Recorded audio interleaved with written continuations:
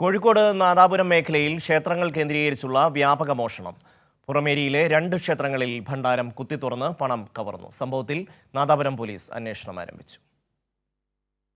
പുലർച്ചെ 2:30-ഓടെയാണ് പുറമേരിയിലെ നരസിംഹമൂർത്തി ക്ഷേത്രത്തിലും തൊട്ടടുത്തുള്ള കോട്ടത്ത് ക്ഷേത്രത്തിലും ഉൾപ്പെടെ ഭണ്ഡാരം കുത്തിത്തുറന്ന് പണം കവർന്നത്. പുറമേരിയിലെ നരസിംഹമൂർത്തി ക്ഷേത്രത്തിലെ വാതിൽ തുറന്ന് അകത്ത് പ്രവേശിക്കാനുള്ള ശ്രമവും നടന്നിട്ടുണ്ട്. ശബ്ദം കേട്ട് ജീവനക്കാർ സ്ഥലത്തെത്തിയതോടെ മോഷ്ടാവ് ഓടി രക്ഷപ്പെടുകയായിരുന്നു. ഭണ്ഡാരത്തിലെ മുഴുവൻ പണവും കവർന്നതായി ക്ഷേത്രപൂജാരി പറഞ്ഞു.